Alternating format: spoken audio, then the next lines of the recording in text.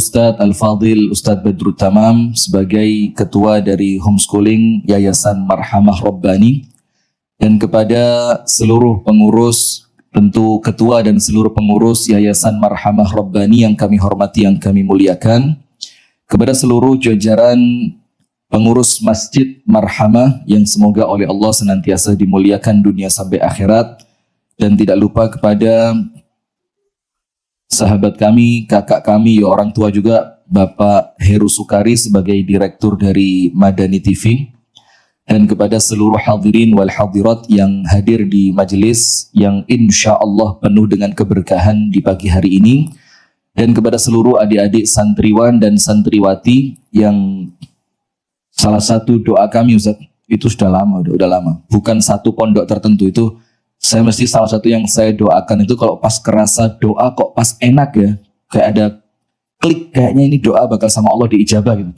Maka didoakan itu mudah-mudahan santri ini sama Allah dijadikan berguna dan berjaya dan berdaya, berguna, berdaya dan berjaya itu ketika nanti mereka dewasa. Karena kalau Indonesia ini diisi dengan para santri yang ghirah keislamannya bagus, pemikirannya lurus, ibadahnya baik, akidahnya kuat, maka insya Allah akan muncul baldatun qura amanu wattaqau lafatahna alaihim barakatim minas samai wal ard. Sekiranya penduduk suatu negeri itu beriman dan bertakwa, jadi ngurusnya tidak melulu politik, ngurusnya tidak melulu urusan ekonomi nasional, ekonomi global, terlalu ribet buat orang beriman. Karena semua sudah diatur oleh Allah, maka ada tulisan bagus, tulis santri wajib tulis. Serius ini. Tulis ya, santriwan juga tulis. Siapa tadi Ustaz yang namanya ini yang artisnya Marhamah? Fatir, tulis Fatir. Iya loh, Masya Allah. Nampak berbeda emang Fatir yang tulis. Biarkan Allah saja yang mengatur. Ibu gak usah ikut nulis. Ntar kecewa loh, Bu. Biarkan Allah saja yang mengatur. Karena kemarin saya atur sendiri malah ribet. Kenapa gak jadi nulis? Tulis. Jadi artinya, wes biarin aja lah Allah aja yang ngatur. Karena kalau kita sendiri yang ngatur malah apa? Ribet. Nah maka disitulah makna dari sekiranya penduduk suatu negeri syaratnya cuma dua, iman dan takwa. Allah tidak mengatakan kalian harus jadi ahli ekonomi, ahli politik, ahli militer. Itu nanti otomatis oleh Allah akan dimunculkan. Karena tidak mungkin Allah menginginkan sesuatu kecuali Allah kirimkan sebabnya. Nah, sebab yang paling utama untuk mencapai kemuliaan itu adalah iman dan takwa. Maka santri ini tidak usah pernah khawatir akan masa depannya. Kuatkan saja iman, kuatkan takwanya, bekali diri dengan ilmu yang cukup, maka urusan masa depan pasti Allah yang akan menjaminnya. Walau anna ahlal qura amanu wattaqau, sekiranya mereka iman dan takwa, maka pasti Allah, yaitu pemilik langit dan bumi alam semesta ini, akan bukakan keberkahan dari langit dan bumi. Akan tetapi apa? Walakin kadzabu, tapi ternyata mereka mendustakan, akhirnya sama Allah dihukum sedikit dengan apa yang telah kita lakukan, la'allahum yarji'un, supaya kita apa? Kembali kepada aturan Allah Subhanahu wa ta'ala. Bismillahirrahmanirrahim. Innal hamdalillahi nahmaduhu wa nasta'inuhu wa nastaghfiruh wa nastahdihi wa natubu ilayh wa na'udzu billahi min syururi anfusina wa min sayyiati a'malina. من يهده الله فلا مضل له ومن يضلل فلن تجد له وليا مرشدا. أشهد أن لا إله إلا الله وحده لا شريك له وأشهد أن محمدا عبده ورسوله صلى الله عليه وعلى آله وأصحابه ومن والاه. أعوذ بالله من الشيطان الرجيم. يا أيها الذين آمنوا اتقوا الله حق تقاته ولا تموتن إلا وأنتم مسلمون. اللهم إنا نسألك علما نافعا ورزقا طيبا وعملا متقبلا. آمين يا رب العالمين. Disebutkan oleh Syekh Wahf Al-Qahtani dalam buku beliau Al-Adhkar tentang zikir di dalam Al-Quran dan As-Sunnah. Salah satu di antara keutamaan berdoa itu manfaatnya apa? Supaya kalau kita mendapatkan kesuksesan, kita nggak sombong. Jadi kalau orang tidak pernah berdoa itu kan dibilang orang yang apa? Orang yang sombong. Karena ketika dia tidak pernah meminta kepada Allah, dia akan lupa bahwa pencapaian yang dia dapatkan itu pemberian Allah. Dia akan lupa itu. Kenapa? Sebelumnya dia tidak pernah minta. Maka kata Syekh Wahf Al-Qahtani, beliau mengatakan, maka orang yang paling banyak berdoa adalah orang yang paling selamat dari kesombongan. Karena dia mengerti kelemahannya sehingga dia berdoa.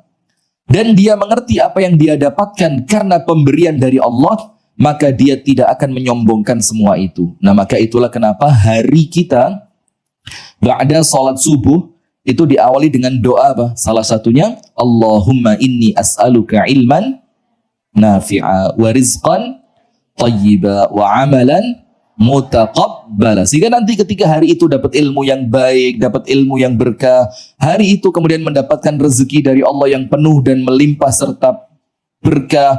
Kemudian akhirnya amal-amal dia oleh Allah diangkat menjadikan dia semakin taat kepada Allah. Dia tidak akan sombong karena dia menganggap ini murni pemberian dari Allah. Itulah kenapa innalladzina yastakbiruna an ibadati sayadkhuluna jahannama dakhirin. Orang-orang yang tidak mau berdoa, enggan berdoa.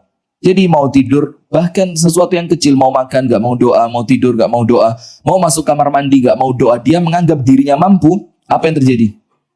Apa yang terjadi? Disebut oleh Allah, innalladzina yastakbirun. Mereka adalah orang yang sombong. Sementara orang sombong gak akan masuk ke dalam syurga. Nah, itulah dalam hadis yang hasan. Itu ada seorang laki-laki di zaman Rasulullah SAW. Itu ketika menaiki unta, dia tidak mau mengucapkan doa subhanalladzi sakhkhara lana hadza wa ma kunna lahu muqrinin wa inna ila rabbina lamunqalibun. Laki-laki itu mengatakan apa? Imma hadza, adapun unta ini sudah di bawah kendaliku. Buat apa lagi aku berdoa minta kepada Allah agar aku diberi kemampuan mengendalikannya? Apa yang terjadi? Akhirnya dia terlempar dari unta itu dan dia meninggal dunia. Bayangin, padahal untanya sudah jinak. Untanya sudah unta yang terlatih. Tinggal dia naiki jalan sendiri otomatis. Tapi karena kesombongannya dia tidak mau berdoa kepada Allah. Dia bilang, amma hadza, kalaupun unta ini tahta qiyadati, sudah berada di bawah kendaliku, buat apa lagi aku minta kepada Allah untuk menjadikannya subhanalladzi sakhkhara lana hadza wa ma kunna lahu muqrinin wa inna ila rabbina. Untanya dari atas punggung unta tersebut dan orangnya langsung meninggal dunia. Nah, maka itulah pentingnya kita tidak pernah putus dari doa. Supaya apa? Allah jauhkan diri kita dari kesombongan. Barakallahu fikum.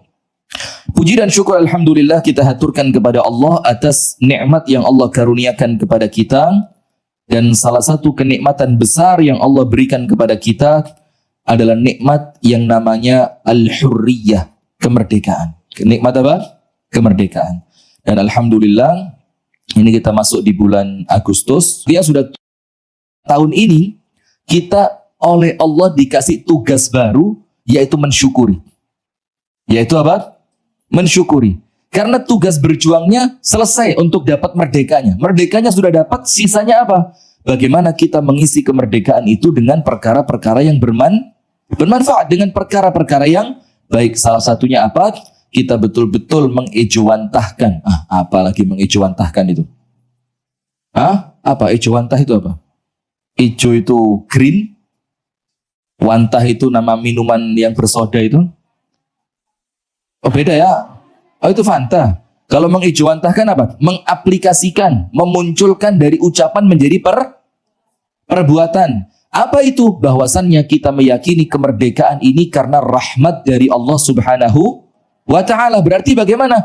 Bersyukurnya kepada Allah, ibadahnya untuk Allah, dan yang diikuti adalah aturan-aturannya Allah Subhanahu wa ta'ala. Salawat beriring salam semoga tercurahkan dan terlimpahkan kepada uswah kita baginda Nabi besar Muhammad sallallahu alaihi wasallam. Dan sekarang ini hadirin dan jamaah sekalian serta pemirsa Madani TV dimanapun Anda berada, mulai ada penurunan nilai Ustaz. Zaman dulu awal-awal kami kuliah itu mengamalkan sunnah itu kayak yang keren banget. Akhirnya banyak dari kami yang tidak selamat dari kesombongan.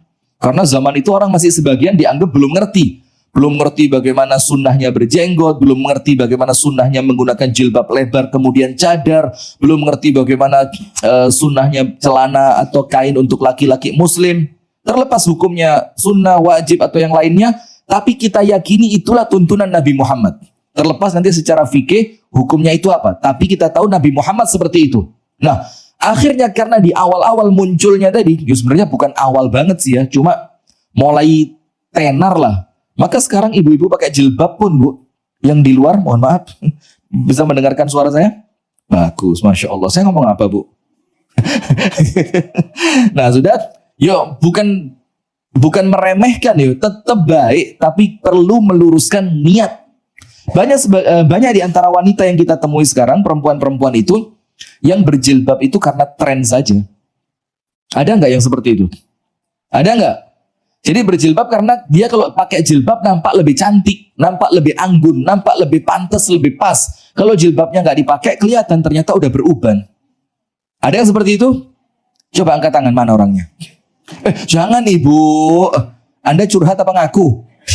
Ngaku ya. Nah, maka yang semacam ini perlu diluruskan. Jilbabnya alhamdulillah sudah terpakai dengan sempurna, dengan rapi, dengan anggun. Sisa apa? Bagaimana hati kita menghadap kepada Allahnya juga baik. Inna salati wa nusuki wa mahyaya wa mamati lillahi rabbil alamin la syarikalah. Kita melakukan apapun pakai jilbab, mau pakai jenggot, mau kita menjalankan sunnah Nabi yang besar ataupun yang kecil, tidak ada yang kita cari kecuali mengharapkan keridhaan dari Allah. Nah, maka di awal-awal munculnya dulu, Bu, mulai sedikit tenar lah.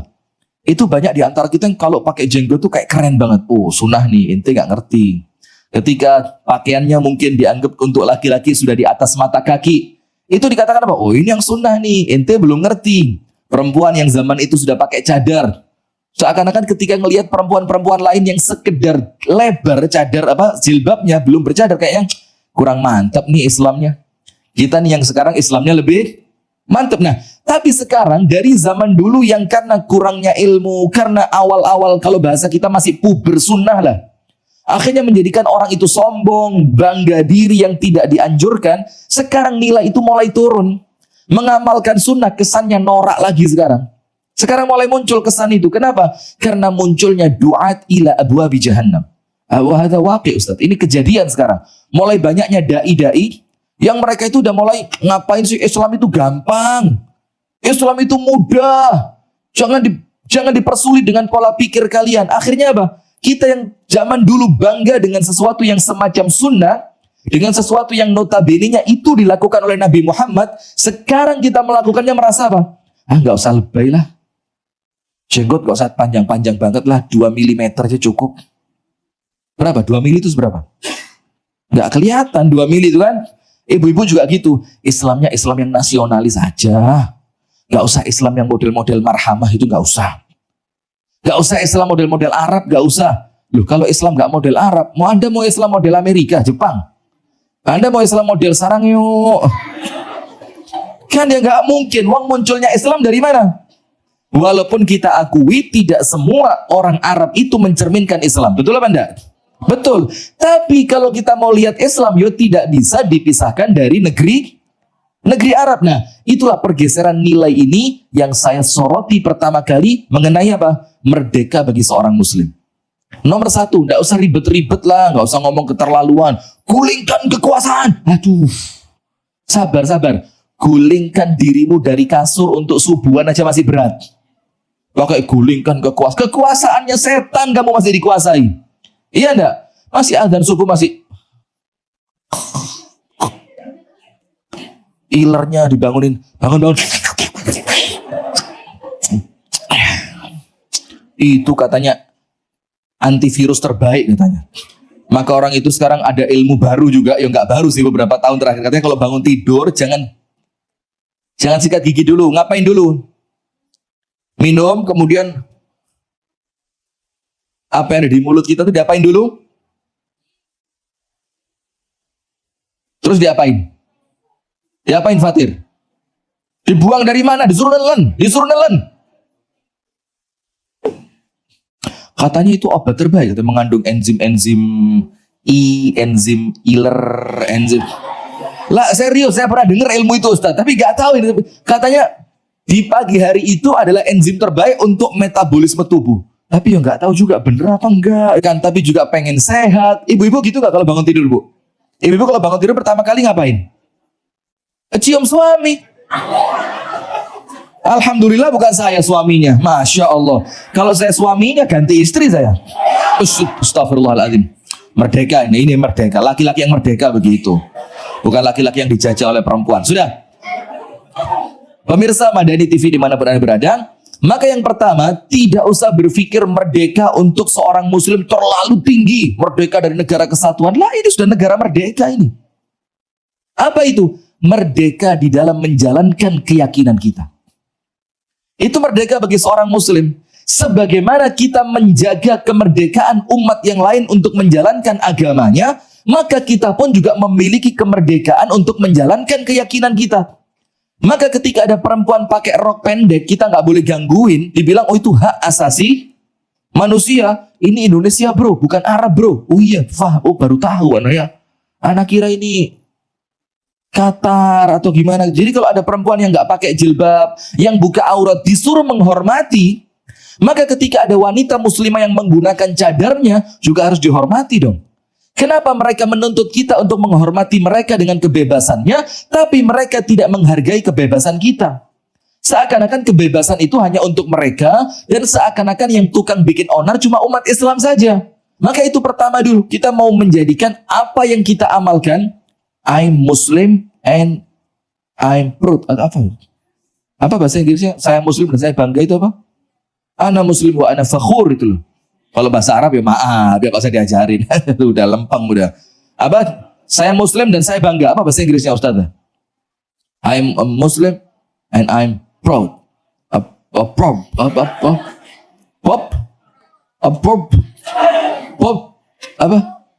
Gimana tulis?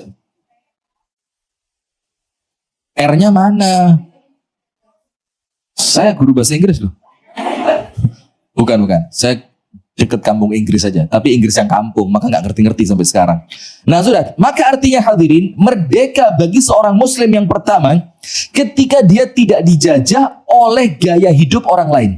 Kenapa begitu? Allah Ta'ala telah mengatakan untuk kita bersama, Ya ayyuhalladzina amanu udkhulu fis silmi kafah. Ayatnya tidak berhenti sampai situ. Wala tattabi'u khutuwatis syaitan. Wahai orang-orang yang beriman, masuklah kalian ke dalam agama Islam dengan sempurna. Dan janganlah kalian mengikuti langkah-langkah setan. Saya mau tanya, langkah setannya siapa ini? Orang-orang kafir, orang-orang di luar Islam, orang-orang non-Islam, atau mereka yang mengaku Islam tapi dalam hatinya ada kemunafikan. Munafik i'tiqad, bukan munafik amal. Jadi menunjukkan keislaman tapi menyembunyikan apa? Kekufuran. Itulah langkah-langkah setan yang Allah larang kita untuk mengikutinya. Ketika kita menjalankan Islam secara Ya ayyuhalladzina amanu dukhulu fis silmi kafah, maka cara ngomongnya Islam, cara bermuamalahnya Islam, cara berekonominya Islam, cara berpakaiannya Islam, cara berumah tangganya juga Islam. Bagaimana cara bermasyarakatnya juga bermasyarakat yang Islam. Nah, itulah merdeka. Ketika seorang muslim memiliki kebebasan untuk menjalankan syariat agamanya. Itu kemerdekaan bagi seorang muslim. Bangga dengan jilbabnya, bangga dengan anak-anaknya yang senantiasa menutup aurat, bangga dengan sekolah-sekolah Islamnya. Sekarang malah dibalik. Kalau sekolah di sekolahan internasional dengan harga yang begitu murah apa mahal? Marhamah berapa Ustaz? Seikhlasnya. Masya Allah, ini paling mahal kalau seikhlasnya ini. Karena apa? Kalau kecil tanda nggak ikhlas. Kalau ngasihnya kecil, coba pertanyaannya begini. Mau 2.000 ikhlas atau 100.000 tapi riya? Tak kasih 2.000. Sekarang misalkan antum mau dikasih duit nih. Saya yang punya niat, antum yang dikasih. Antum pilih dari saya. Kan urusan ikhlas urusan saya. Antum cuma dapat apa? Duit kan? Mau 2.000 tapi saya ikhlas banget. Atau 100.000 tapi saya nggak ikhlas. 2.000? Kurang tepat ini, ya Allah, ini terlalu ikhlas ya begini akhirnya. Ini didikan marhamah, ini luar biasa ya, nggak duniawi banget gitu loh, Masya Allah. Akhirat oriented, betul ya? Oh, betul bahasanya begitu ya? Akhirat oriented gitu ya. Akhirat minded. Jadi pikirannya itu sudah lepas dari dunia. Kalau saya, yo pele, karena ikhlas gak ikhlas bukan urusan saya, itu amalan kamu. Yang penting saya dapat apa? Astagfirullah. Kok beda yang laki? Yang laki ikhlas, yang perempuan duit. Kok ternyata sama dengan tempat yang lain ya? Sudah, nggak usah bahas itu lagi. Yang fokus. Artinya begini, orang itu ketika mengeluarkan yang kecil, itu ciri kalau dia nggak ikhlas. Keikhlasan itu akan menggerakkan seseorang untuk mengeluarkan kemampuan maksimal yang dia bisa. Abu Bakar As-Siddiq radhiyallahu taala anhu. Allah Taala firmankan apa? فَأَمَّا مَنْ أَعْطَى وَاتَّقَى وَصَدَّقَ بِالْحُسْنَى فَسَنُيَسِّرُهُ لِلْيُسْرَى وَأَمَّا مَنْ بَخِلَ وَاسْتَغْنَى وَكَذَّبَ بِالْحُسْنَى فَسَنُيَسِّرُهُ لِلْعُسْرَى. Terus وَمَا يُغْنِي عَنْهُ مَالُهُ إِذَا تَرَدَّى إِنَّ عَلَيْنَا لَلْهُدَى وَإِنَّ لَنَا لَلْآخِرَةَ وَالْأُولَى فَأَنذَرْتُكُمْ نَارًا تَلَظَّى لَا يَصْلَاهَا إِلَّا الْأَشْقَى الَّذِي كَذَّبَ وَتَوَلَّى وَسَيُجَنَّبُهَا الْأَتْقَى. Siapa ini ayat? Ini وَسَيُجَنَّبُهَا الْأَتْقَى الَّذِي يُؤْتِي مَالَهُ يَتَزَكَّى وَمَا لِأَحَدٍ عِنْدَهُ مِنْ نِعْمَةٍ تُجْزَى. Yang tidak berharap kepada seorang pun mendapatkan ganjaran kecuali dari Allah. Disebutkan dalam ayat ini siapa? Abu Bakar As-Siddiq radhiyallahu taala anhu. Illa ibtigha'a wajhi rabbihil a'la wa la sawfa yarda. Dia hanya mengharapkan ridha dari Allah yang maha tinggi dan Allah pasti akan memberikan keridhaan kepadanya. Abu Bakar ikhlas disebutkan dalam ayat ini. Pertanyaannya, Abu Bakar dengan Sayyiduna Umar sedekahnya banyak mana? Sedekahnya banyak mana? Banyak Abu Bakar ketika Rasulullah mengumpulkan uang untuk pasukan perang. Waktu itu Sayyiduna Umar mendatangkan separuh dari hartanya. Kemudian Sayyiduna Umar nunggu depan pintu. Hari ini ghalabtu Abu Bakrin. Saya kalahkan Abu Bakar hari ini. Senyum-senyum Sayyiduna Umar nih. Senang dia lihat. Senangnya bukan karena lebih kaya. Senangnya karena amalannya lebih banyak. Kita beda. Kita senang karena yang kita simpan lebih banyak dibanding kita sedekahin. Orang zaman dulu mereka senang ketika sedekahnya lebih besar dibanding orang lain. Ketika Sayyiduna Umar nunggu depan pintu, gak lama Sayyiduna Abu Bakar datang. Di hadapan Rasulullah mengatakan, Ya Rasulullah, tasaddaqtu kulla mali. Ya Rasul, aku sedekahkan semua dari harta yang aku miliki. Terus Sayyiduna Umar mengatakan apa? Wallahi, sampai detik ini kata Umar, aku bersumpah demi Allah, memang tidak akan bisa mengalahkan Abu Bakar. Sekarang pertanyaannya, dari mana muncul kekuatan besar Abu Bakar itu? Kok sampai dia berani menyedekahkan semua hartanya? Ketika Rasulullah tanya, Ma abqaita li ahlika ya Abu Bakar, untuk istrimu, untuk anakmu, engkau tinggalkan apa bagi mereka? Apa jawaban Abu Bakar? Abqaitu lahumullaha wa rasulah. Aku tinggalkan untuk mereka Allah dan Rasulnya. Pertanyaannya, dari mana muncul kekuatan besar ini? Dari keikhlasan. Nah, maka itulah hadirin yang dirahmati oleh Allah dan pemirsa Madani TV dimanapun Anda berada. Yang pertama, ketika kita mengatakan merdeka bagi seorang muslim, nomor satu, ketika seorang muslim merdeka dengan penuh kebanggaan, dengan penuh ketenangan ketika dia mampu menjalankan syariatnya Allah. Gak usah dalam skup yang besar lah, dalam dirinya. Bagaimana dia berpakaian, bagaimana dia menghadapi tetangganya, bagaimana dia berumah tangga kepada suami dan istri serta anak-anaknya, bagaimana sikapnya dia kepada orang tuanya, bagaimana penghambaan dirinya kepada Allah. Itu merdeka yang pertama untuk seorang muslim. Kenapa? Karena itu merupakan perintah mutlak dari Allah Ta'ala. Udkhulu fis silmi kafah. dan nggak boleh ngikutin langkah-langkah setan. Datang ke mall ngelihat perempuan rambutnya mulai merah kayak artis Korea. Muncul perasaan kepingin, manusiawi, wajar. Tapi kemudian ketika Anda tetap menggunakan jilbab Anda, itulah namanya Anda orang merdeka. Kenapa? Karena Anda sedang tidak diperbudak oleh hawa nafsu. Paham nggak? Sekarang lihat. Silakan dibuka di dalam Al-Quran. Anda buka dalam surah Al-Jathiyah. Dalam surat apa? Al-Jathiyah. Fatir. Surah apa? Al-Jathiyah. Pinter, Masya Allah. Dalam surat Al-Jathiyah ayat yang ke-23. Ini kita jelaskan merdeka bagi seorang muslim yang pertama dulu. Yang pertama, biar nggak loncat-loncat. Pondok Tahfidz Quran Marhamah. Masa masih nyari surat ayat? Kan bukannya udah kesimpan di sini. Kenapa? Oh, nggak mau sombong. Ada aja cara ngelesnya ya, Masya Allah ini. Memang setan itu senantiasa ngasih bisikan memang. Supaya orang itu dapat cara ngeles gitu ya.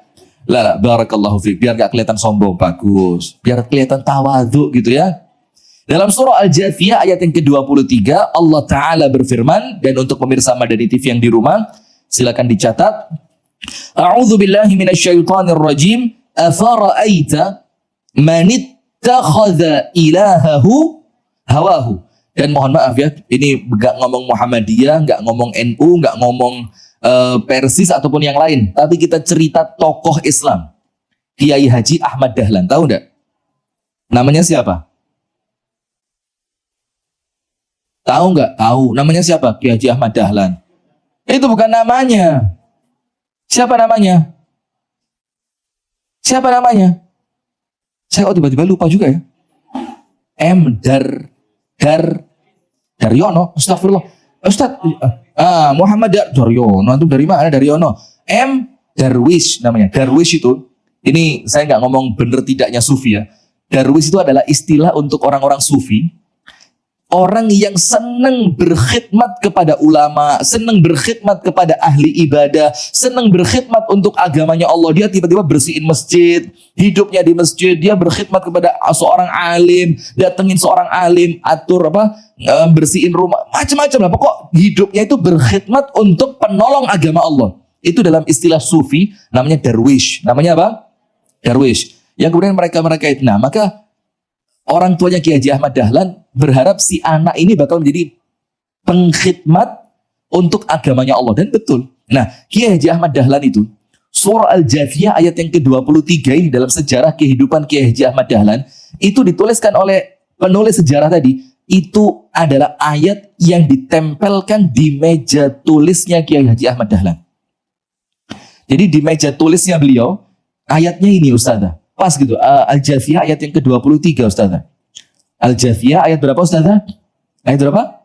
23, pas ya? Udah ketemu ya?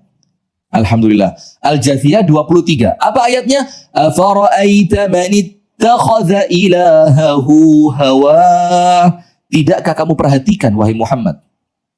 Tidakkah engkau perhatikan wahai umatnya Nabi Muhammad? Siapa yang kalian diperintahkan oleh Allah untuk memperhatikan mereka? Manittakhadha ilahahu hawa, yaitu orang-orang yang menjadikan hawa nafsu sebagai Tuhannya. Ada atau tidak?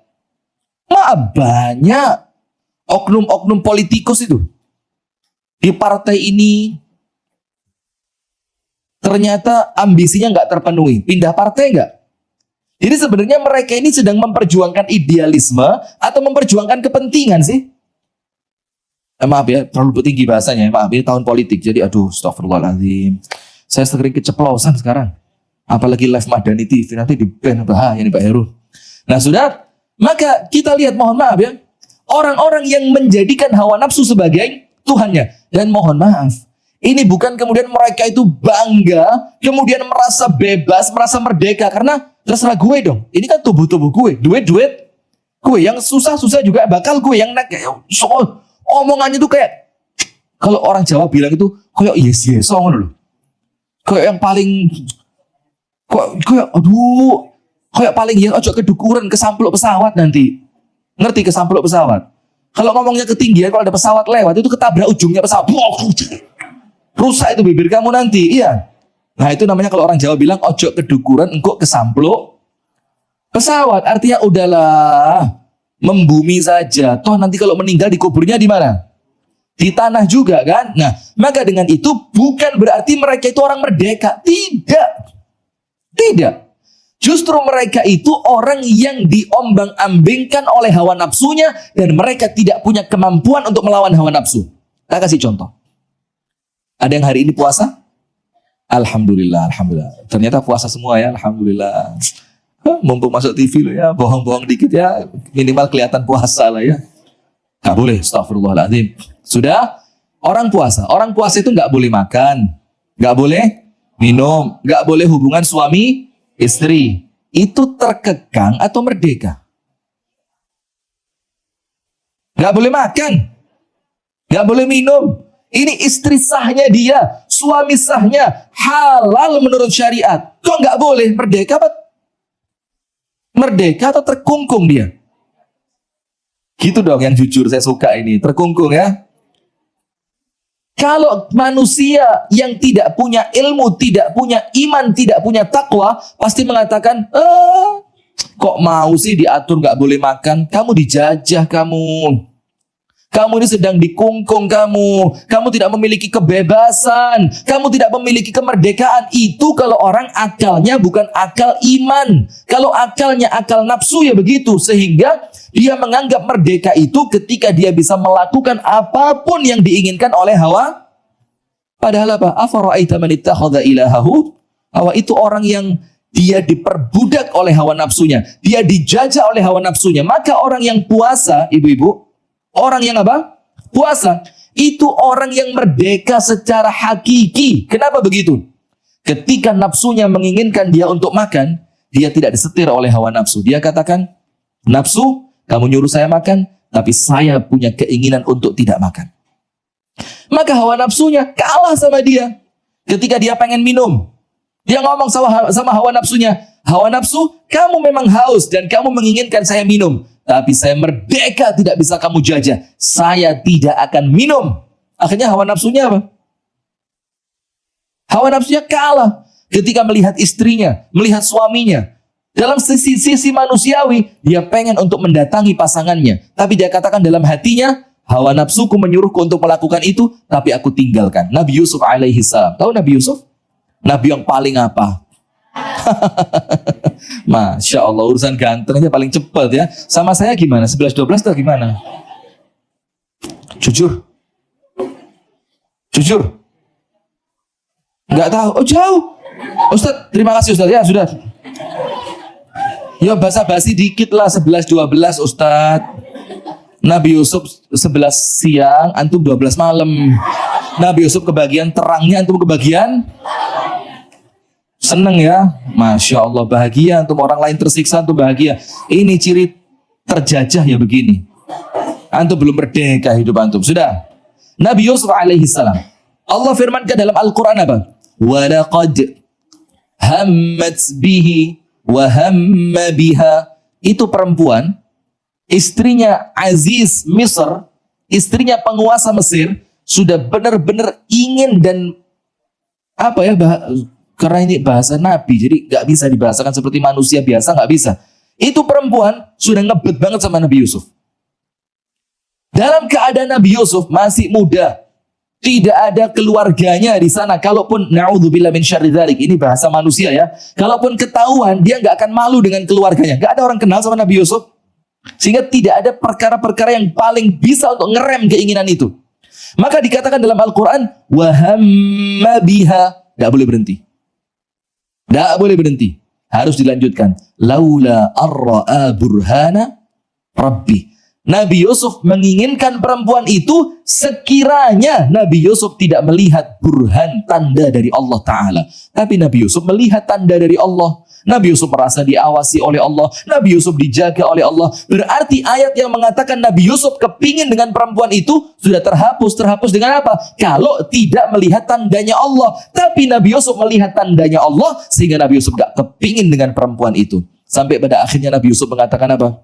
Rabbis sijnu ahabbu ilayya mimma ya. Pondok tahfidz lu. Oh, tawadhu, iya bagus. Lanjut tawadhu aja terus. Nanti ketika Allah nyuruh masuk surga, enggak ya Allah neraka aja. Terus malaikat tanya, kenapa enggak mau surga? Tawadhu, merasa tidak pantas masuk surga. Mau begitu? Enggak, insya Allah semuanya masuk surga. Amin. Nah, maka kemudian Nabi Yusuf alaihissalam mengikrarkan di hadapan Allah yang diabadikan dalam Al-Quran. Rabbi sijnu ahabbu ilayya mimma yad'unani ilaih. Ya Allah, penjara jauh lebih aku sukai, lebih aku cintai, lebih nikmat bagiku masuk penjara dibandingkan mengikuti keinginan perempuan itu. Merdeka atau terjajah? Masuk penjara loh. Masuk penjara loh. Masuk penjara loh. Yang benar. Astagfirullahaladzim. Ini cerita Al-Quran, ukhti. Lah kok masuk penjara loh. Yang benar. Astagfirullah. Ustadz Badru, PR antum masih berat Ustadz. Dari mana ceritanya? Ini saya cerita Al-Quran. Nabi Yusuf masuk penjara. Wa dakhala ma'ahu sijna fatayan. Masuk penjara bersama dua orang pemuda. Lah kok yang bener? Gak percaya Al-Quran. Terus mau percaya apa? Darmo gandul.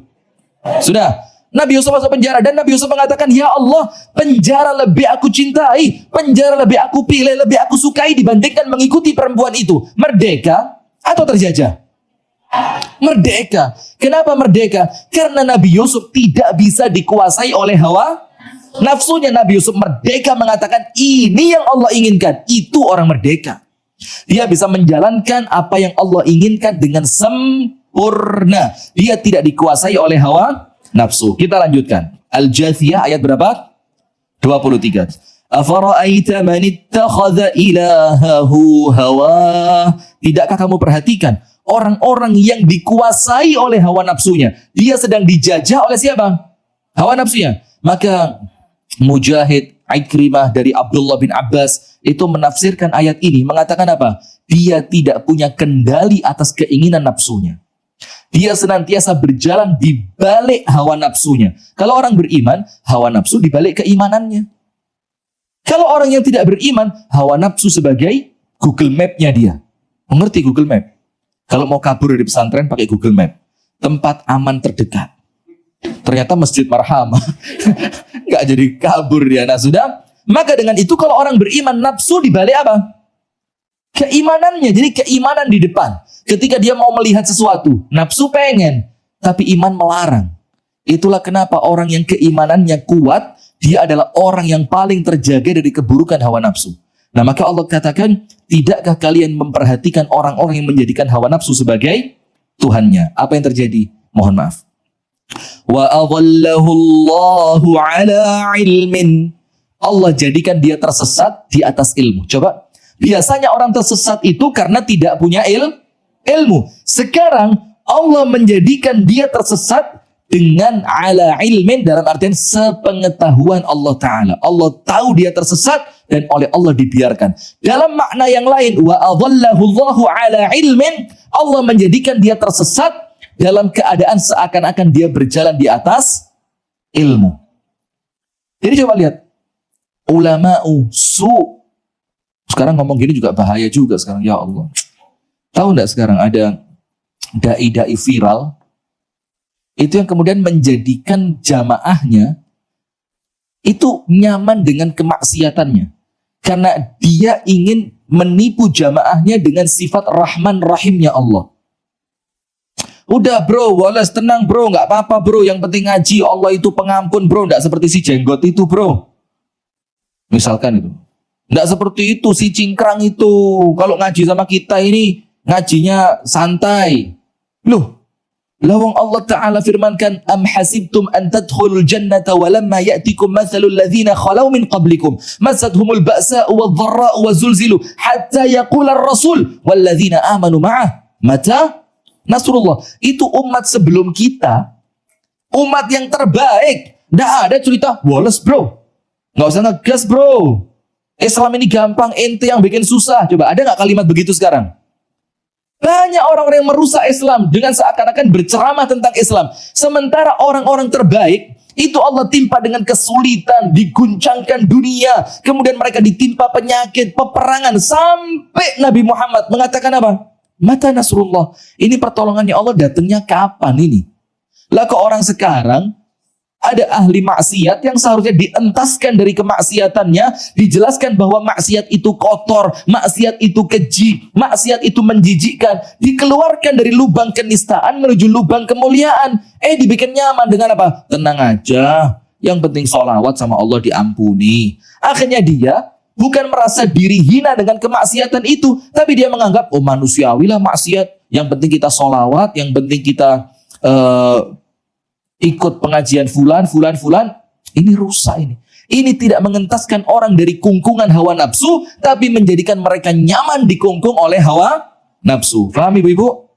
Nah, maka Allah firmankan, wa adallahu Allahu ala ilmin. Allah biarkan mereka tersesat. Kenapa? Karena mereka telah memilih jalan hawa nafsu. Tapi kalau milih jalan iman, ingat. Nah, pakai gini segala nggak usah lah, santai aja. Kalau memilih jalan iman, apa yang terjadi? Alif lam mim ahasiban nasu ayyutraku ayyaqulu amanna wahum la yuftanun. Alif lam mim. Apakah kalian mengira setelah kalian mengucapkan aku beriman, setelah itu apa? Kalian akan Allah tinggalkan begitu saja tanpa Allah uji kalian? Gak mungkin bro, gak begitu konsepnya besti. Jadi, kok telat ketawanya? Aduh Lola. Ngerti Lola? Buffering ya? Ngerti buffering? Jangan-jangan gak punya paket. No kuota, wifi gratis. Malu, sudah merdeka masih ku cari warung kopi wifi gratis. Beli dong. Mau tethering? Sama aja gak punya wifi. Nah sudah, maka dengan itu apa hadirin? Orang-orang itu oleh Allah seakan-akan dia bahagia. Itulah kalau bahasa Islam yang semuanya sudah tahu, bahasa istidraj. Apa itu bahasa istidraj? Ketika mereka mengikuti hawa nafsu, oleh Allah ada pembiaran. Pembiaran dalam artian apa? Allah tidak menjadikan dia susah, Allah tidak menjadikan dia merasa repot, Allah tidak menjadikan dia ekonominya sempit, tapi Allah biarkan dunia oleh Allah dibuka untuk mereka. Tujuannya apa? Wa adallahu Allahu ala ilm. Karena Allah menghukum mereka dengan kesesatan itu. Terus apa?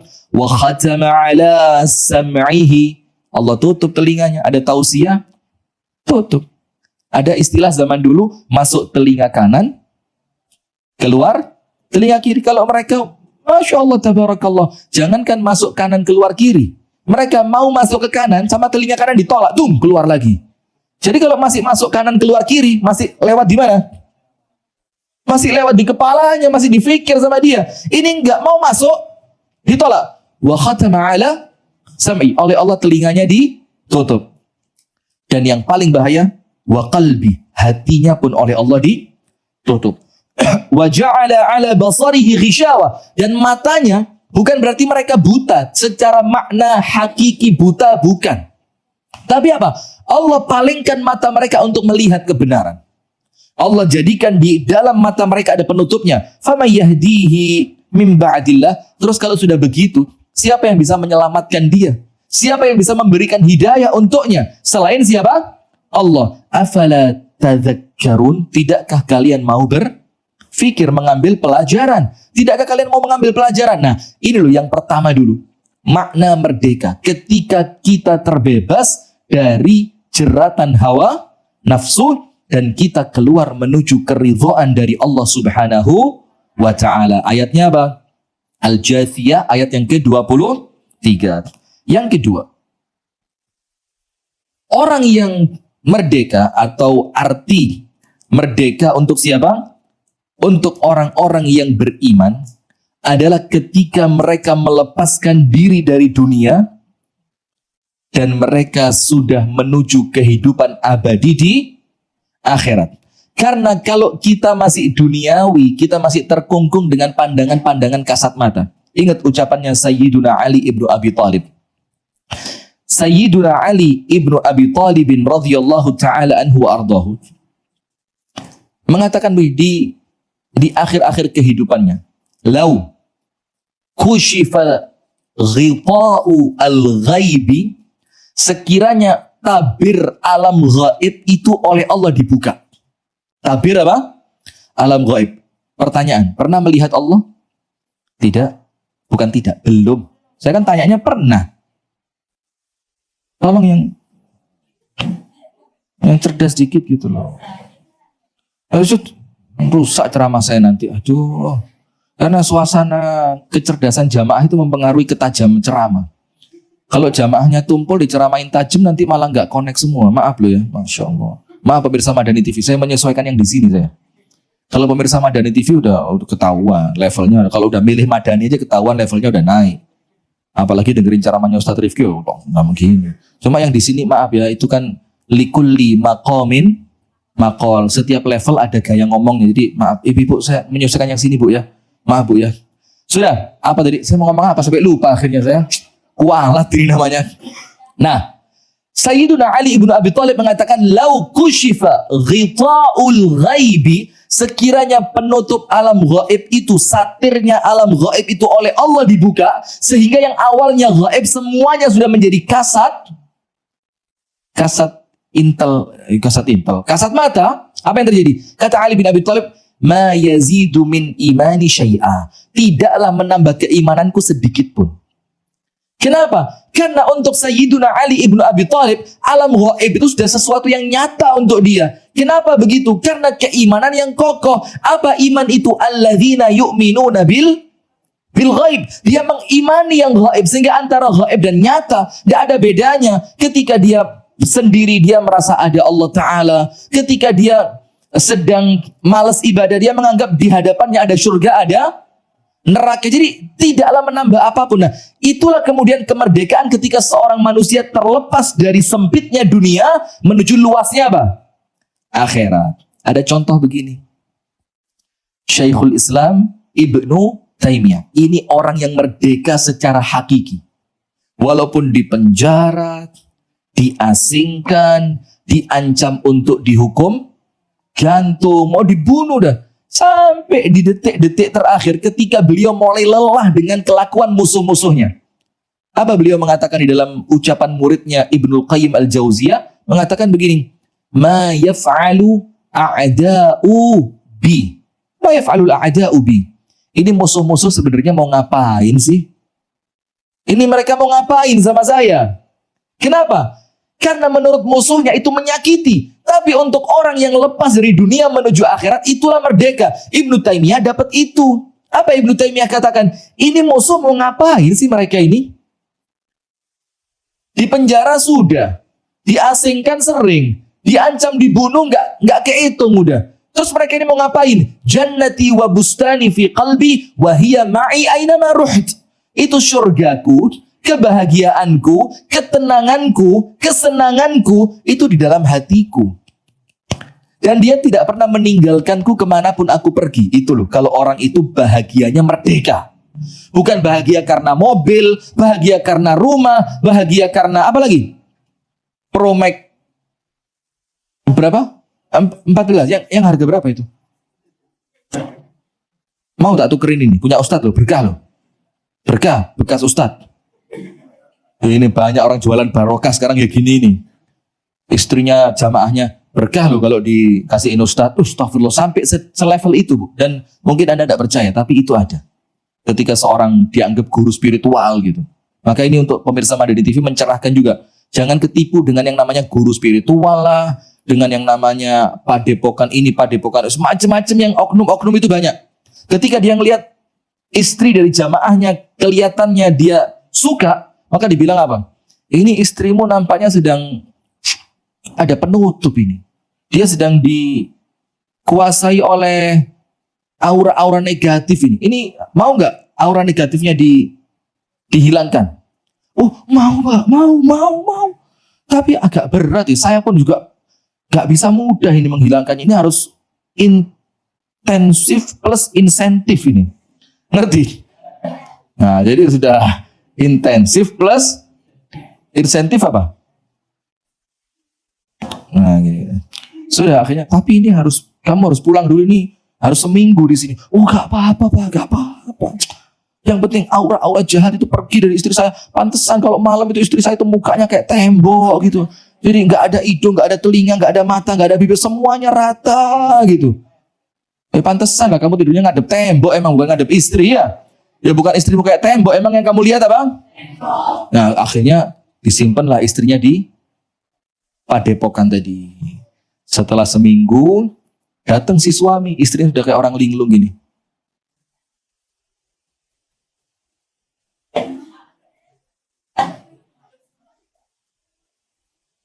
Suaminya datang, Dek, nangis. Kenapa, Dek? Suami tanya, Dek, sudah, kenapa? Ternodai. Dan itu hati-hati pemirsa Madani TV. Jangan kemakan dengan yang model begitu. Dan ini orang terjajah. Nah sudah. Maka dikatakan oleh Syekhul Islam Ibnu Taimiyah, Mas, Mbak, musuhku, teman-temanku, syurgaku di sini. Syurgaku di sini dalam hatiku. Sehingga dia akan setia menemaniku kemanapun aku berada. Syurgaku bukan pada rumah. Itu jadi lepas dari kungkungan dunia menuju luasnya. Kalau orang surganya rumahnya hilang, ya entah karena takdirnya Allah bencana atau karena musibah keuangan segala macam, rumahnya hilang, nangis dia. Tapi kalau dia menganggap dia bisa bahagia dengan rumah atau tanpa rumah, itulah merdeka bagi seorang istri. Enggak, Ustadz. Enggak. Suami juga benda ya. Tidak terkungkung oleh suami yang benda yang bernama suami. Tidak terkungkung oleh benda makhluk yang namanya jabatan, uang. Enggak, kenapa? Karena dia yakin bahagiaku ciptaannya Allah dan Allah masukkan ke dalam hatiku. Maka Ibnu Taimiyah mengatakan, sijni khalwa. Kalau kalian penjarakan diriku, enggak apa-apa. Kenapa? Karena ketika kalian penjarakan aku, itu apa? Itu adalah waktuku yang paling enak untuk berduaan dengan Allah, tidak diganggu apapun dan siapapun. Di mana? Di penjara. Merdeka nggak dia? Merdeka karena dia lepas dari penjajahan dunia menuju luasnya akhirat. Itu kalau di penjara, kasat mata, fisiknya terkungkung. Tapi akalnya merdeka, tidak dijajah. Hatinya merdeka, bahagia. Yang kedua, watardi siyaha. Kalau kalian mau membuangku dari kampung halamanku, itu rekreasi. Ketemu tempat baru, ngelihat pemandangan baru, ketemu dengan orang-orang yang baru, menempati tempat yang, coba kalau hatinya sudah merdeka, lihat. Dia diletakkan dimanapun tetap bahagia. Terakhir yang ketiga, wa qatli syahadah. Dan kalaupun kalian membunuhku, sampai akhirnya aku meninggal dunia, itulah yang aku tunggu-tunggu karena hariku untuk berjumpa dengan Allah dalam keadaan mati syahid. Itu merdeka bagi seorang muslim. Ketika dia lepas dari benda-benda duniawi ini, ketika dia lepas dari semua keinginan ketenaran, keinginan kedudukan, keinginan jabatan, keinginan uang, rumah, mobil mewah, sampai dengan mendapatkan itu, dia harus memperbudak dirinya di hadapan manusia yang lain. Sampai Amirul Mukminin Umar Ibn Khattab mengatakan, "Matasta'badtumun nas?" Sejak kapan kalian perbudak manusia ini? Padahal mereka itu dilahirkan oleh ibunda mereka dalam keadaan ahroran, dalam keadaan merdeka. Kenapa sekarang muncul ini budak, ini level 2, ini kelas 3, level berapa tadi Ustaz? 5 ya? Jangan-jangan perbudakan juga. Nah, kalau itu level dalam dunia akademis, gak apa-apa. Nah, maka artinya hadirin, selama kita masih melihat dunia ini sesuatu yang besar, maka kita belum merdeka. Kenapa? Karena setiap melakukan apapun, pertimbangannya pasti apa? Dunia. Dapat gak ya? Kalau saya melakukan ini, jabatan bakal hilang gak ya? Kalau saya mengucapkan kebenaran, saya dapat jatah gak ya? Kalau saya nggak mau tanda tangan proyek fiktif, nanti apa kata manusia? Coba lihat. Ini nggak akan merdeka dia. Padahal merdeka itu adalah ketika kalian pergi dari sempitnya pandangan-pandangan materi bendawi duniawi menuju luasnya surganya Allah Subhanahu wa ta'ala. Itulah Allah firmankan dalam Al-Quran. Wasari'u. Pelan-pelan, nggak boleh sombong. Kata itu nggak mau sombong. Ustadznya saya, wasari'u ila maghfirah. Nggak apa. Astagfirullah, malu-maluin pondok tahfidz loh. Wasari'u ila maghfiratin min rabbikum wa jannah 'arduha as-samawati wal ardu u'iddat. Sudah saya bilang jangan, masih nyaut aja. U'iddat lil muttaqin. Bersegeralah kalian menuju apa? Ampunan Allah dan menuju surga. Yang apa? Allah katakan arduha, yang luasnya seluas apa? Langit dan bumi. Allah siapkan untuk siapa? Untuk orang-orang yang bertakwa. Takwa di sini apa? Ngikutin apa yang Allah inginkan, menjalankan perintah Allah dan menjauhi larangan Allah. Nah, itulah merdeka. Kenapa kita lepas dari dunia yang sempit ini? Kalau nanti masuk alam kubur, kuburannya seluas mata memandang. Kalau nanti hari kebangkitan Allah hisab kita dengan mudah, atau bahkan amin tanpa hisab, tanpa azab, langsung masuk surga seluas langit dan bumi. Itu merdeka. Nah, maka untuk pagi hari ini, merdeka kita rangkum dulu dalam dua hal. Nomor satu, merdeka dalam menjalankan syariat Allah, dalam menjalankan aturan Allah tanpa diperbudak oleh khutuwatish syaitan, fashion ini, model begini, tanpa diperbudak semua itu. Dan yang kedua adalah ketika kita merdeka dari hasrat duniawi, dan yang kita cari hanyalah ridho dari ilahi Rabbi Allah subhanahu wa ta'ala. Maka ayatnya juga mengatakan inna salati wa nusuki wa Nah, maka hidupnya, bahkan nanti wa mamati, sampai aku meninggal ya Allah. Untuk siapa? Lillahi rabbil la syarikalah wa bidzalika umirtu wa ana awwalul. Jadi betul-betul ngaku kalau Islam itu la syarikalah, la sekutunya dunia, tidak pula menyekutukan Allah dengan jabatan, tidak pula menyekutukan Allah dengan ketenaran, tapi betul-betul mentauhidkan Allah di dalam niatan dan tujuan. Itu orang merdeka. Dan itu yang dapat kami sampaikan di pagi hari ini mengenai merdeka bagi seorang muslim. Semoga apa yang kami sampaikan ini bisa mendatangkan ilmu yang manfaat, dan mudah-mudahan kita senantiasa diberikan pertolongan oleh Allah untuk senantiasa menjalankan aturan-aturan Allah subhanahu wa ta'ala dengan kafah, dengan sempurna, dan kelak Allah mewafatkan kita, mematikan kita dalam keadaan husnul khatimah, dalam keadaan Allah subhanahu wa ta'ala ridha kepada kita. Amin ya rabbal alamin. Kurang lebihnya saya mohon maaf apabila ada ucapan-ucapan yang kurang berkenan, apabila ucapan yang kurang berkenan, apabila ada sikap yang kurang menyenangkan, atau mungkin mohon maaf ibu-ibu ya, ada candaan-candaan yang mungkin dianggap kurang pantas, mohon dibukakan pintu maaf yang sebesar-besarnya. Barakallahu fikum.